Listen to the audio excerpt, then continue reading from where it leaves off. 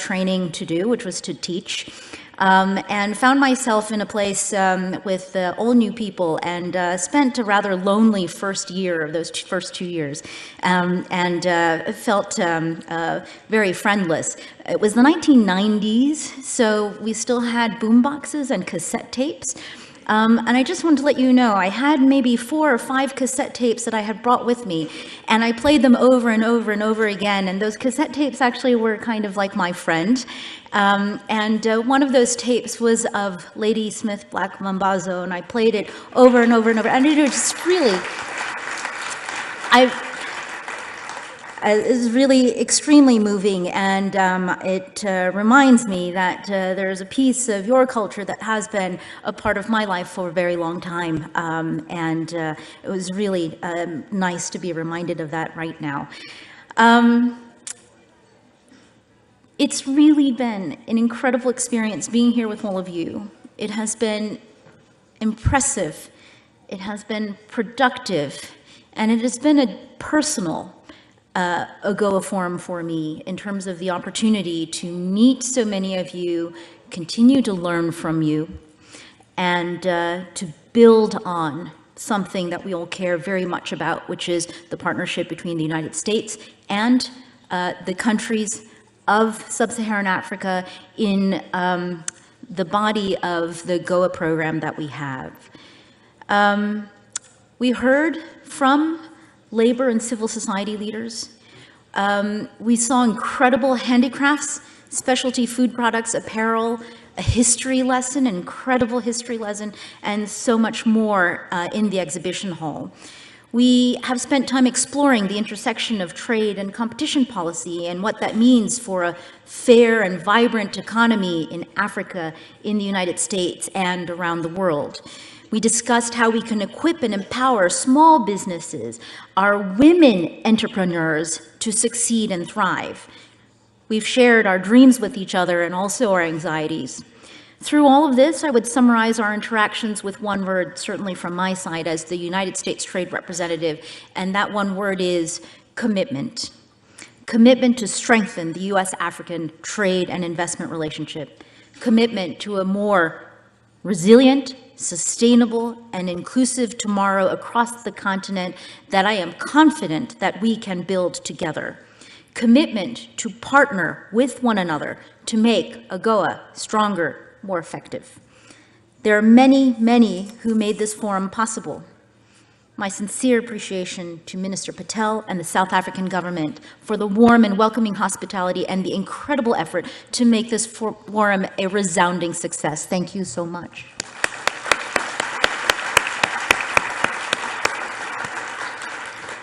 Also, my deepest gratitude to you, Ambassador Brigidi, your team, and the entire U.S. government interagency who have been integral throughout the planning process. Thank you very much.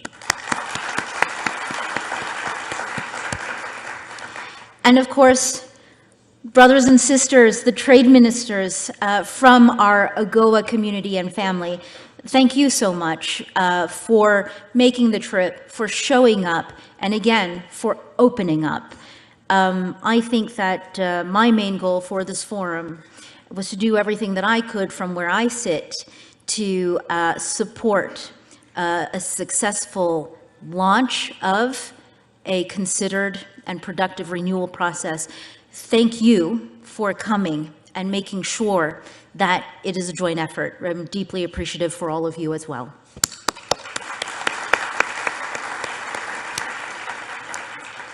We've said it so many times, but I think it bears saying again. AGOA remains the cornerstone of the U.S. economic partnership with Africa. Let us not forget the real impact that AGOA has had on real lives, real people. The woman entrepreneur seeking to expand her nut processing business, the small business owner making apparel and handicrafts, and the countless students and young people waiting to make their mark on this ever-changing continent. I'm also really inspired by the quotation on the Nelson Mandela notebook that says, sometimes a generation is called upon to be great. And I've forgotten exactly the wording, but essentially you can be that generation. When we say that AGOA is the cornerstone of our economic partnership, we do not mean it in the abstract. It has been a bedrock to improve the livelihoods of so many people across Africa, we know that. And it has the potential to do so much more, and we can make it even better. A lot of what we have discussed over the last 3 days was precisely on this topic, making the program more effective and relevant to today's challenges, like growing inequality and the climate crisis, improving usage by smaller African economies so that they too can share in the benefits. And as we discussed during the session on what's next in our US-Africa trade relations, we must also explore additional areas of cooperation and other trade tools to complement our AGOA relationship. That includes collaborating on AFCFTA implementation and better using the multilateral trading system to benefit more people, particularly underserved communities, because we all have those underserved communities. We have a lot of work ahead of us, but as we wrap up our time in Johannesburg, I am leaving optimistic and hopeful and very inspired. Each of your perspectives has been a powerful reminder to me that trade can and must help craft a fairer and more equitable future for Africa and for all of us. Driving inclusive economic growth, empowering workers, delivering real opportunities across all segments of societies, including women, youth, the African diaspora, and other underserved groups. You all believe that our work has a critical role to play in building this future, and that collective commitment will allow us to accomplish more than we can as individuals. It is an understatement to say that this is a partnership, and I'm honored to have each of you as colleagues and teammates to use trade as a force for good and to spur a race to the top. I began by saying that I would summarize the forum with the word commitment, because to be committed means being dedicated to a cause. Each of us in this room is different, but in spite of those differences, we clearly have more in common than we think. We have a common devotion to the well-being of our people, to a fairer and more just society, to a cleaner and healthier planet. And this devotion will expand what's possible through trade. On Thursday, I had the opportunity to visit the Hector Peterson Museum here, 2 blocks away from where then 12-year-old Hector Peterson was shot and killed in June 1976 during the Soweto uprising. This uprising against apartheid was led by Black schoolchildren, more than 20,000 of them. They were met with fierce police brutality, and many, including Hector, were shot and killed. But their devotion sparked a continued fight for freedom and opportunity, for justice and equality. So let us here be devoted to our cause. Let us not be satisfied with the status quo. Let us continue to build from here to write the next chapter of our story together, to make AGOA a beacon that shines for the years to come. Thank you very, very much.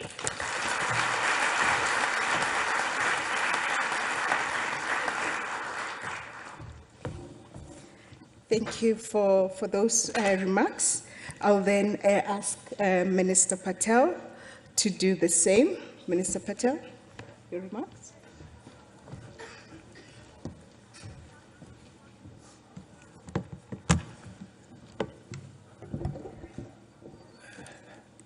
Ambassador Catherine Tai, dear ministers, ambassadors, dear friends, what a positive, what a great 3 days we've had together. Days filled with ideas and discussions and a sense of the enormous opportunities in this relationship. Our world is being reshaped by a number of megatrends, from AI and technology to climate change to a more complex geopolitical landscape. And in this volatile, uncertain, and fast-changing world, this is and remains a vital economic relationship, and we've affirmed it in this last 3 days. The last AGOA forum that was held on the African continent very, very successfully was in 2019, and it was held in Côte d'Ivoire, also the home of African chocolates. And since then, we've had virtual meetings because of COVID. We met in Washington, D.C. in December on the margins, December last year, on the margins of the Leaders' Summit that President Biden had convened. And we wanted to make sure then when we meet again on African soil, in person, that it could be a memorable exchange of ideas, but that it will be something also that stirs us. And the last few days has been stirring. We've had many events. You've been in so many of them, forums, the G2G discussions, the African trade ministers, the private sector forum, the meeting of workers, of civil society, of trade officials, of technical officials. We've had a focus section on women and on workers, on competition policy and trade. We've had bilateral meetings where ministers met with each other. But we also showcased African cuisine and African fashion, and an industrial exhibition around the theme of Made in Africa, with more than 500 firms and more than 5,000 visitors over the last 3 days. And we showcased African heritage and history, and we hosted a film festival. So what's the big takeaways? I think Catherine Tai has spoken about it over the last few days. You have spoken about it as trade ministers. Our social partners have spoken about it. There's been an extraordinary level of support for the continuation of AGOA, not just from Africans, but from the Americans who have been part of this forum, not just from governments, but also from the private sector, with great support from the Corporate Council of Africa and the US Chamber of Commerce, not only from business people, but also from the voices of workers and communities. There's been some common messages that have come out. We've looked at the mutual beneficial character of our economic relationship as a compelling argument to renew and extend AGOA, to improve and refine AGOA, and to complement and support AGOA with additional measures. Renew, refine, and complement became the watchwords.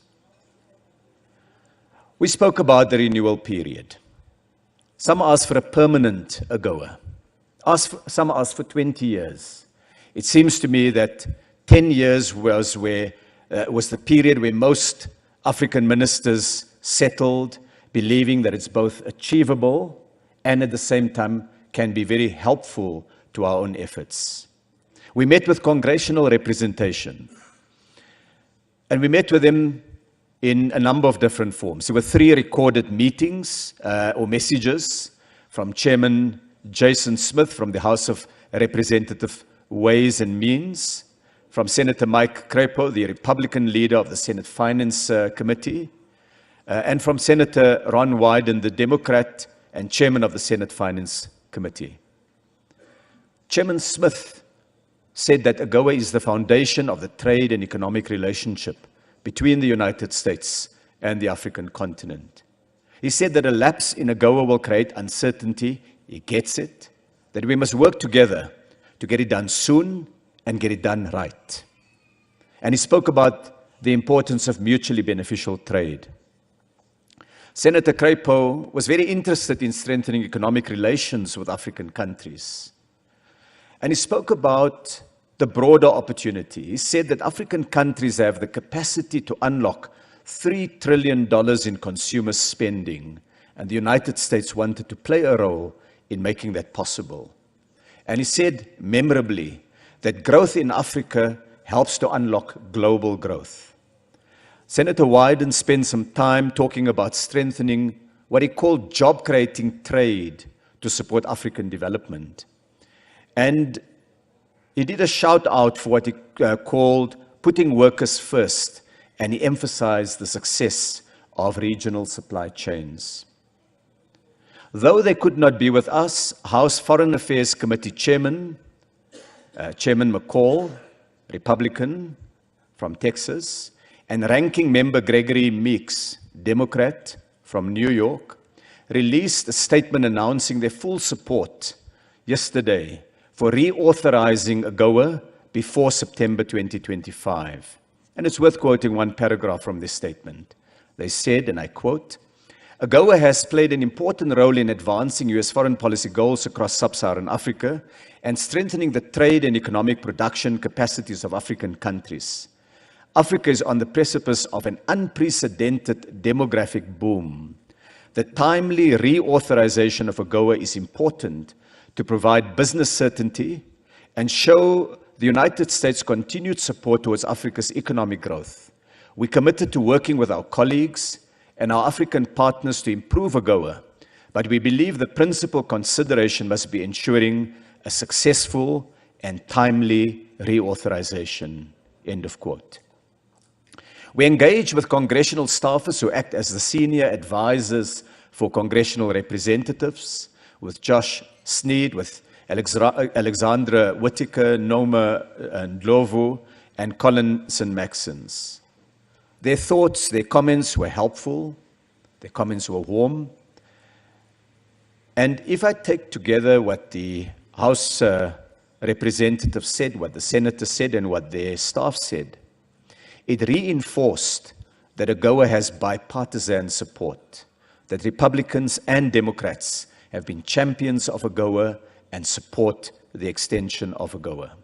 A number of questions came up in the course of the last few days, and we'll be sitting and sifting through those and engaging on responses and appropriate answers, and perhaps in some cases just new reflection on the ideas that have been raised. But I want to take a few questions that were asked and share them with you, together with some of the preliminary thoughts from our side. We were asked, on AGOA, what's working well? Tell us about some successes. And many African ministers shared those successes with you. We noted that Africa's preferential access makes a difference. Sometimes small, sometimes big, but in all cases, material and appreciated by citizens, by workers, by women, by small businesses, that it does help to create jobs. We said that increased trade in food, in many manufactured products, have helped our development agenda. The 35 African countries were able to export thousands of types of goods to the US consumer market utilizing AGOA. We said also that when you compete in the American market, you get feedback from the world's biggest consumer market, and that feedback not only helps you to refine what you do in that market, but it is market intel that is useful when you want to be an exporter to the global market. We said that it is been a factor in decisions by investors on location. We noted that it has fostered business-to-business relations between the continent and the United States. And many voices noted that AGOA has supported jobs and respect for worker rights. These were some of many examples, and some colleagues went into particular products and value chains and offered us some really interesting case studies. There was a second question, and it was asked in different ways, and really I would sum it up as, how do we help build support for a domestic constituency in the United States to extend AGOA? Some asked it in the form of a question, what are the reciprocal benefits to the United States? And what African ministers and colleagues have raised in many different ways, and I perhaps sum it up in the following way, that it's worth making the case that AGOA has made a difference to African development, but also that it's had a positive effect in the United States itself. Data from the US government noted that 155,000 American jobs has been created as a result of trade with the African continent. Colleagues have noted that the existence of AGOA has helped to support the broader framework of trade, including US access to critical minerals. Let me give just a few examples. Chromium, 97% of the chromium that the United States imports comes from the African continent. Ruthenium, 52% of American imports comes from the continent. Iridium, 52%. Rhodium, 39%. Platinum, 35%, palladium 33%. What they illustrate is that these are important inputs into American industrialization. And there's been benefits to American consumers too, with choice, with price, with diversified supply chains.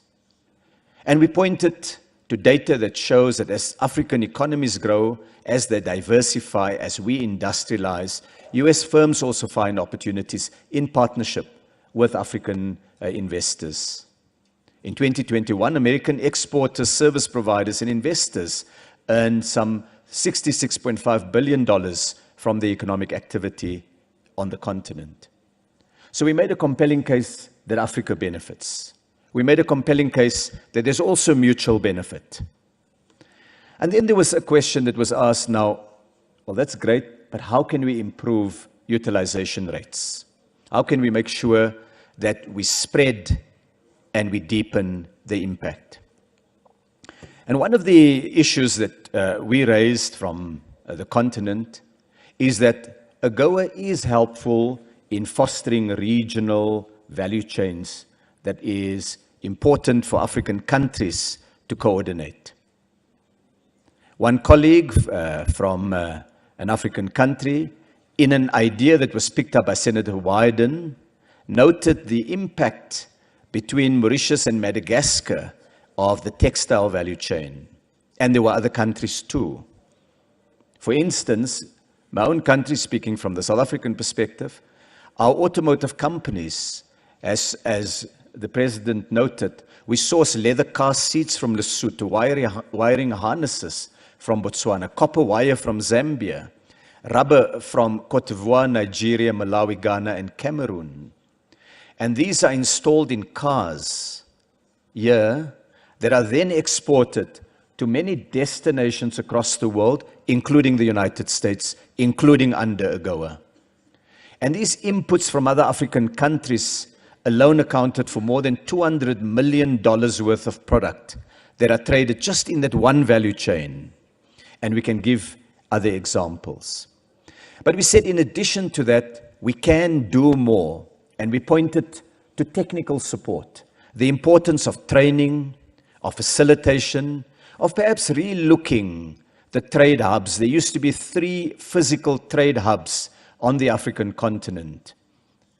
That was phased out, but we have found that the existence of those physical hubs were particularly helpful. They were distributed in different regions on the African continent, and we've raised the question whether we should not perhaps go back to that to complement the work that individual embassies do. We raised the ideas that perhaps there were policy areas where a little bit of polishing, a little bit of refining could assist. We gave the example of sanitary and phytosanitary issues where with strong collaboration between ourselves, we can make it possible for more African product to enter the American market. One example for those colleagues who have been enjoying our fruit, South African citrus fruit from the region, would certainly be available in larger quantities if we can resolve those things. There were matters that we very constructively engaged on, for example, relating to steel and aluminum. And so there were these very practical suggestions that we believe can unlock further value in the trade. And in different parts of the continent, in West Africa, there are particular constraints in accessing the American market. In East Africa, there are different products that we need to just refine. The fourth question was, okay, we've got AGOA. We're going to look at AGOA. But what else needs improvement? What else in the overall relationship? Do we need to put all of our eggs, as they say, in the AGOA basket? And that was a very constructive conversation. Some very rich ideas emerged from it, and we'll be working through those ideas to help introduce them in the conversations between ourselves and the United States. But we were clear that we did not want a major rewrite of AGOA. We're not looking for AGOA to be scrapped and a complete rewrite. We're looking for refinements. And the reason for that is every African minister who spoke emphasized time is of the essence. Investors have pressed the pause button. Procurers are beginning to press pause buttons. An early decision will unpause those buttons.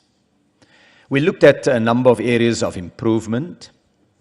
We identified medium and small businesses in particular as an area of focus. And I should say, within that too, women-owned businesses as very, very important. And that's where the technical support that I spoke of could be important. And there are things that we recognize as African governments we too need to do to be able to unlock the energy, the enterprise of small businesses on our continent and let them trade. We've looked at the idea of a small business to small business partnership between the African continent and the United States. It's a powerful idea of bringing smaller businesses together. We looked at product scope. Is there appetite to increase the number of products covered by AGOA? And by way of illustration, we shared with congressional representatives an example of 10 products where Africa has capacity and where Africa has fantastic product, some of which you've tasted in the last few days. And we recognized we needed to balance the level of our ambition on extending the product list against the concerns about the time that may be required to reach consensus in Congress on these matters. And while we would obviously prefer, as much as possible, we want to avoid such a broad review that we delay reauthorization. So to keep our eyes very closely focused on that ball. And I'll come back to that in a moment. We looked at graduation. And we said at the moment we have a binary system, you're completely in or you're completely out. Can we look at a graduated system once countries reach a particular level of advancement? And can we even consider and have a constructive conversation about the metrics of that level of advancement? And we were encouraged by the openness and the view that this is an area that we can talk through and share ideas. We looked at technology partnerships. One of the big issues in this relationship is the enormous technological capability of the United States and the opportunity for so many of those technologies to be trained on African problems. And by technology transfer and sharing arrangements, we can empower Africans to take responsibility for many of the challenges that we face here. There was a very interesting set of discussions on cleaner and greener production. That the old model that was available to Europe and United States and China of a very carbon-intensive growth path is now so much more expensive for humanity. And so will the world ask Africa to slow down its industrialization because coal-based industrialization comes with huge climate cost? Or will it support Africa by enabling greener technologies to be diffused in our growth path, bringing technologies, know-how, and so on? And we were very excited by that discussion. And we raised the issue whether the African products should not have access to the facilities under the Inflation Reduction Act. It is something that the United States has signaled other partner countries may well have a role. And so it's a conversation that we would like to have in the period ahead. I raised earlier the trade-off between expeditiousness and improvements, between quicker and better. And one idea that's come up and from the discussions is whether we should consider, if needed, a two-stage program, where the first stage firmly focused on reauthorization as rapidly as possible, maybe with a modest package of refinements where it does not require lengthy discussions.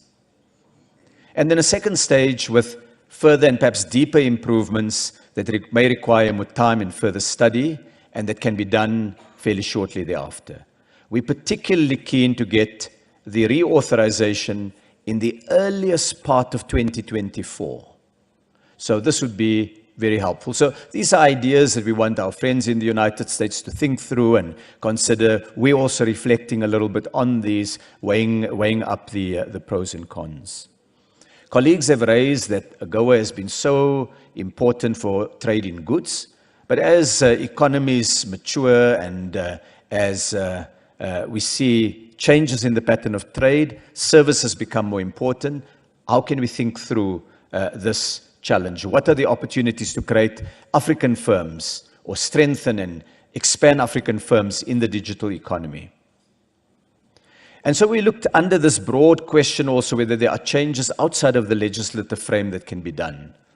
And an important focus was in investment, reaching American investors, doing road shows, enabling through conferences a year on the continent, access to knowledge about the opportunities on the continent.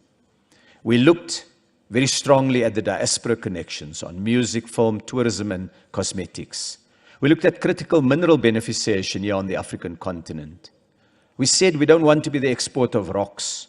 We want to be the exporter of consumer and capital goods, the producers of batteries for e-mobility and grid storage, and the producers of electric vehicles. And it raises the question of a moment of a grand bargain between Africa and its friends elsewhere in the world, where there's a partnership, yes, around critical minerals, but also with processing of critical minerals here on the African continent. And we raised that, and there were some very interesting and thoughtful ideas that came in that discussion. We were asked the question, if you want 10 years more, what's going to be different in 10 years? Will it each 10 years be a rolling further 10 years? And while no one can predict the future, we did say that there were some factors that were important, and colleagues have raised them, and I'm not going to repeat all of them, other than to point to some that my colleagues have raised. The one is that in an era where corporations are seeking to de-risk their supply chains, where they are underrepresented at the moment is on the African continent. And a de-risking strategy that's thoughtful is going to take advantage of the opportunity to have more production on the African continent. But we also said the game changer for us is the African Continental Free Trade Area, the AfCFTA. And there were some reasons why we said that. AGOA on its own gave us a significant access on a range of products to the world's single biggest national consumer market. But what the AfCFTA will add to that is that the combined weight of access to African markets and access to the US market will give us the scale to draw investment. And scale is what investors look at. They want to be able to see that the size of the market justifies the investment and will give them the return. But we also said the AfCFTA is helping to foster value chains. Its critical driver is to help industrialize. And so more and more countries will now begin to have these value chains. And those value chains will then enable better utilization of AGOA, and it will also ensure that at the point where in future we re-look this question, we hope in 12 years' time, which is 2 years plus 10, that at that stage it would be a different Africa. And we looked at the broad accumulation pool that the AfCFTA will bring us, and we said that the AfCFTA will help growth on the African continent, and that helps global growth, and it sucks in goods from the United States. But we also considered that there's been reforms in a number of African countries that is creating a more conducive legal environment for investment. And so an extension of AGOA comes with all of these fortuitous developments and can enable more to be gained. And I think the theme of the conference set the framework for the discussion, but it's also an excellent summary of its outcomes. I want to conclude with a people-to-people part, because we've been talking about moving products, fruit, and cars, and chocolates, and other widgets. But while AGOA, in the formal sense, is about trade of goods, it's ultimately about people. It's about jobs. It's about economic opportunity. But there's also a wider people-to-people relationship. We noted that there are 46 million African Americans who trace their roots to the African continent. And not only are they business partners, they're also tourists. They're also tourists. I visited the Museum of African American History and Culture in Washington, D.C., and it was a moving testament to the resilience of Africans who lived through an incredibly difficult period. And I saw there little pieces of slaver ships that had come from a museum in South Africa and had been on loan to the the Museum of African American History and Culture. And I saw African Americans walking there, bringing their children, an old man with tears in his eyes, a woman telling a story to a tiny little kid of what this means. It was moving. And we have a common history of slavery from here to there. And in one of those complex ironies of history, it also connects us. It connects us. We hope you've had a small slice in the Heritage Walk at this forum about Africa's history, not only the history of slavery, but the great kingdoms on the African continent before the age of slavery and colonialism. And there are two island stories that I wanted to just share. The first was Gori Island in Senegal. I visited it many years ago, more than 20 years ago, with African American friends. And as we stared across the ocean from that little exit that slaves left the mainland, enslaved people left the mainland to get into the ships, it was a moment filled with emotion. And I recall to another island, Robben Island, where Nelson Mandela was kept in prison for standing up and for fighting for freedom. And that was also a very emotive moment.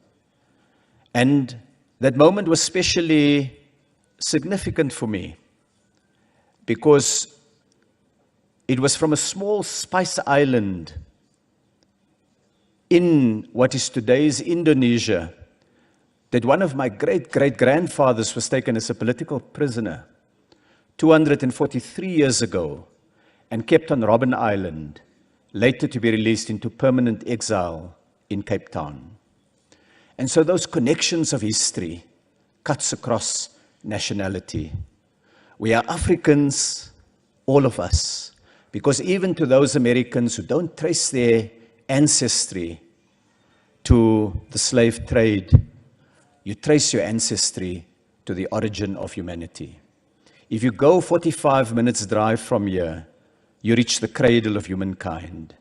And at that cradle of humankind, you go and visit your ancestors, because this is where our story, all of our story started. And so I want to thank many people who have made this possible, this forum a success. I want to thank the storytellers, Mandla Dube and his team of curators from South African museums and galleries that within a few days put together that heritage walk. And they brought some priceless artifacts that you're not able to see outside those museums, and they brought it here so that that unified story could be told. I want to thank the organizers, led by the Director General Malebo Mabichi Thompson and her team of red-eyed people because they have had no connection with a strange thing called sleep for many days. And they've been drawn from the DTIC group and from sister departments across government. I want to thank those who've put together the exhibition.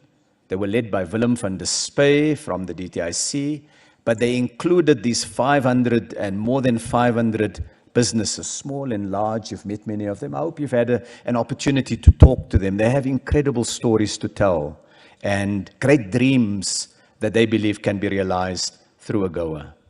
I'd like to thank the team from the Joburg Exhibition Center, or NASREC as we call it, Adele and Lynn and the team that have worked tirelessly with my team, and they had the experience, the taste of private sector meeting public sector, and the complexities and also the joys of that relationship. I'd like to thank the team of trade officials from every African country, because they and the ambassadors in Washington, D.C. put together so much of the words and the ideas and the proposals that we were able to discuss here. I want to thank the team from the USTR. They've been working in Washington. They've made frequent trips across the Atlantic to come and see, just make sure that the forum, once announced, was really going to take place and that we were going to be able to pull it off. And they made invaluable suggestions, and they were such helpful partners in this process. I want to thank the ambassador and the team from the US Embassy for also being there, available, proud to contribute to the efforts to make this a success. The private sector. I mean, what AGOA is, it's really a framework for the private sector. We make the rules, they in the game. We get out of the game and let them play. And so they have made so much of this possible. And giving the labor to the private sector has been workers, and their voices have been there. And those workers live in societies, and so the civil society and community voices have been an important part of this. And I want to thank all of them, particularly the group of representatives from the private sector, from labor, and from civil society that worked with us.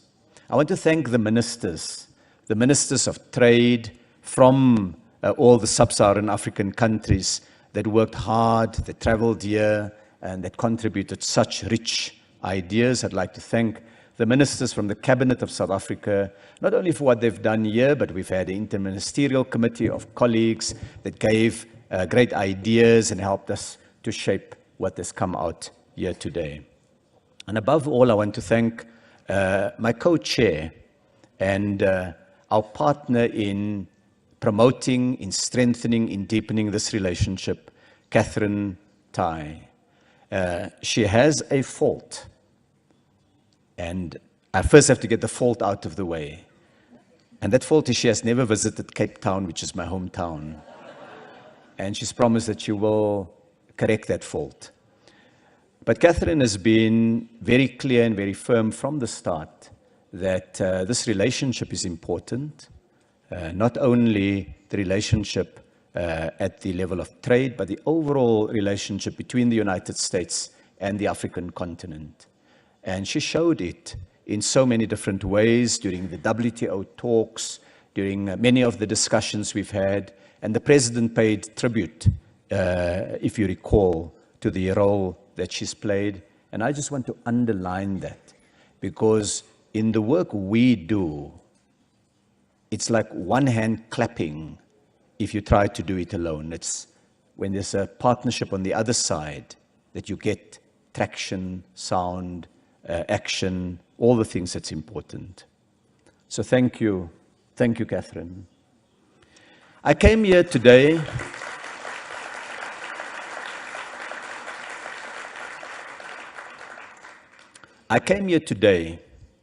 in a car made by African hands, having a meal this morning grown by African farmers, wearing a suit proudly made on the African continent, engaging with the world's largest economy, but also one shaped by African hands, sharing perspectives with ministers from across sub-Saharan Africa.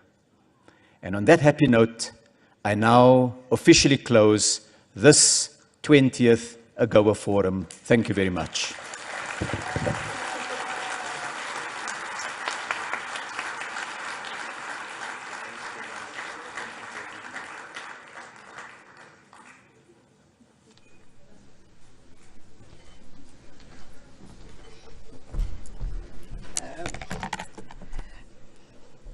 Ministers, ambassadors, heads of delegation, all delegates, I'm just going to provide direction in terms of the last part of the agenda, which is the closing reception that will be hosted by the United States. That closing reception is at the Apartheid Museum.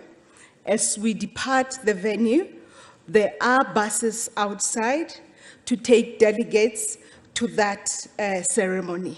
There are also buses that will guide delegates who may need to go to their hotels or even immediately depart, which will also be able to take you to your hotels.